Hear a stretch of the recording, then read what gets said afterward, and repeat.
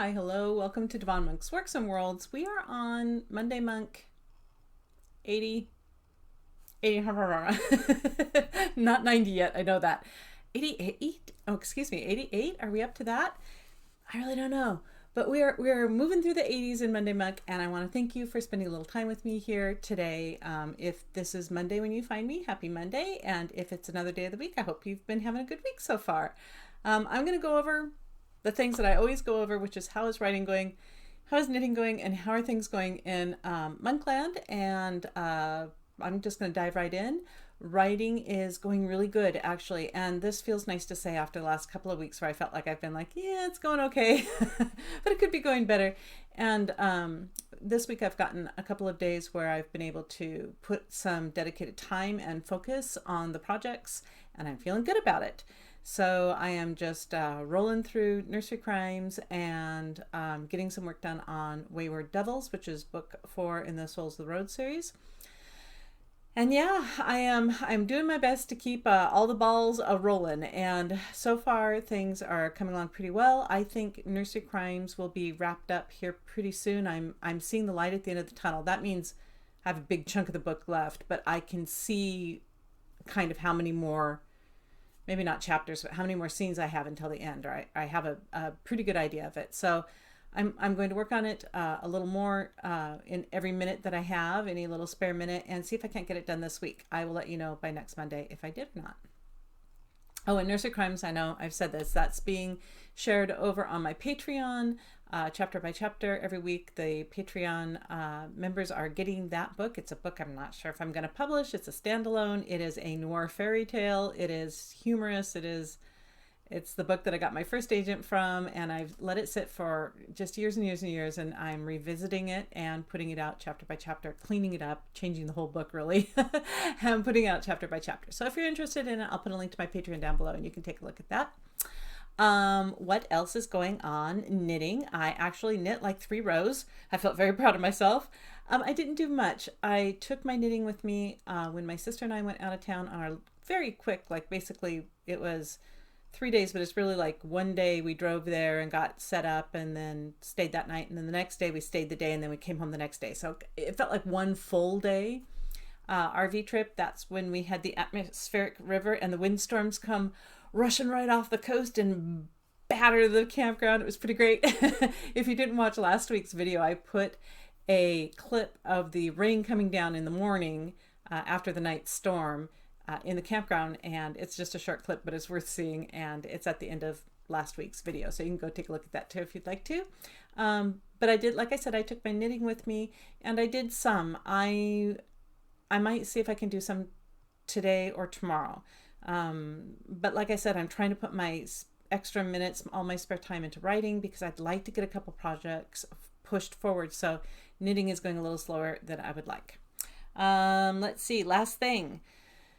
How are things going in Monkland? Pretty good. I'm feeling like the holidays are coming up fast, like fast. So I'm trying to think ahead of what we might want to do for the holidays and how we're going to kind of put them together this year. I actually asked my husband if he wanted to get an artificial tree. We've always gone out and cut down our own Christmas tree. Like, we're in Oregon, and Oregon grows Christmas trees, and that's something that has always been a little tradition of ours. We go out and we clomp through the mud and the gopher holes and the brush and the dead, never dead enough, but dead blackberries and the cold, the rain, the sun, whatever it is, the day that we decide to go get a Christmas tree, and we go cut down our Christmas tree. And I think we're going to do that again this year. We did it last year.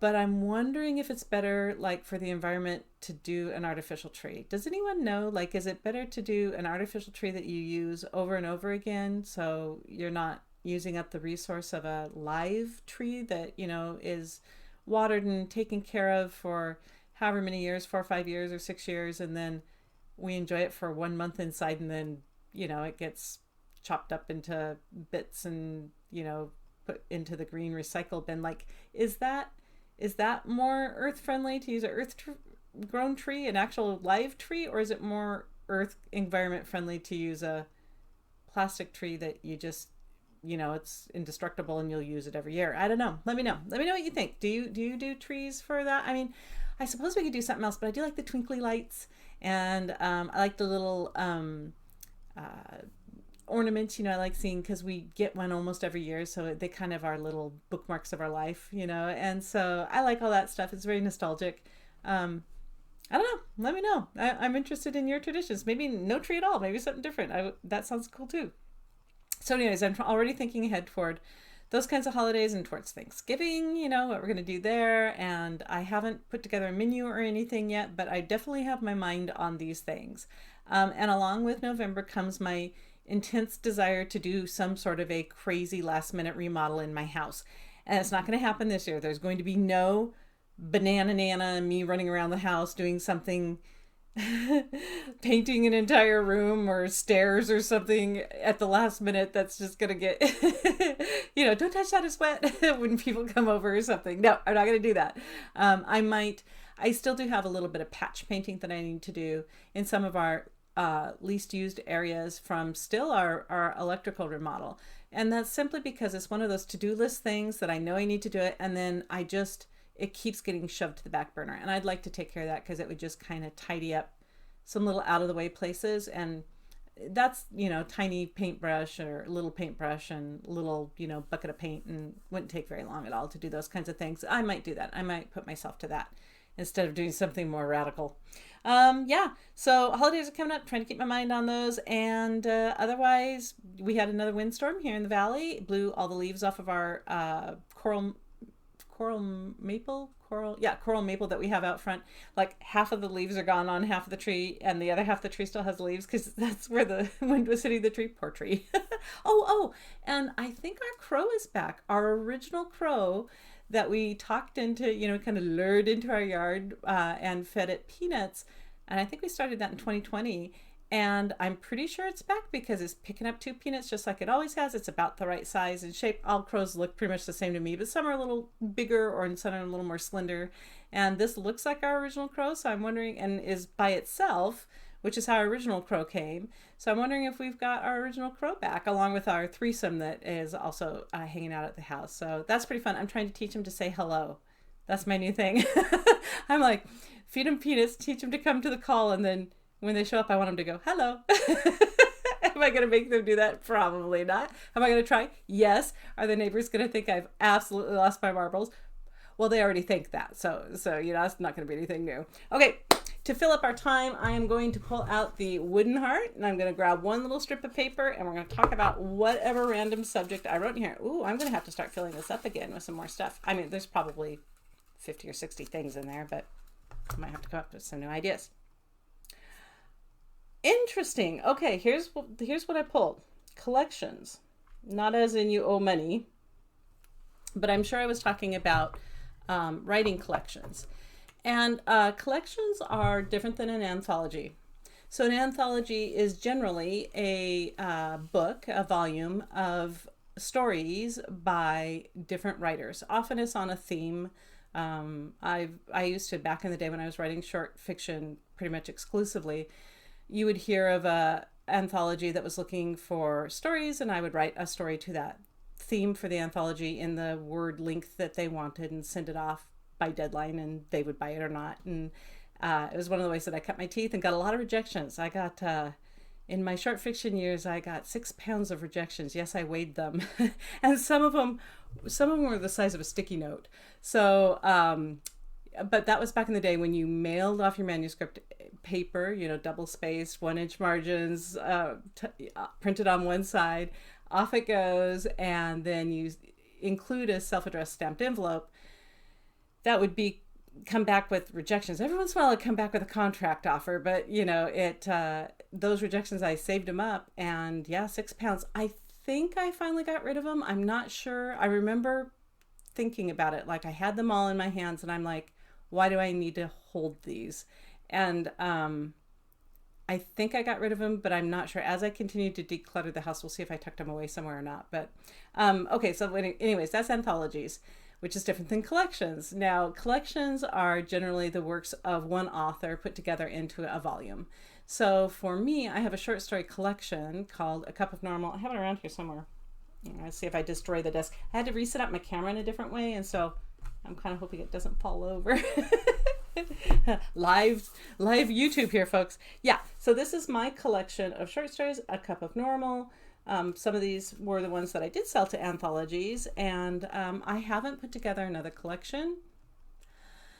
I do have some fairy tale short stories that aren't out and available anywhere. They were in some anthologies that have since been taken off of publication. You can't get them anywhere. If you got them when they were out, yahoo, because otherwise you can't get that anthology, that group of stories anymore.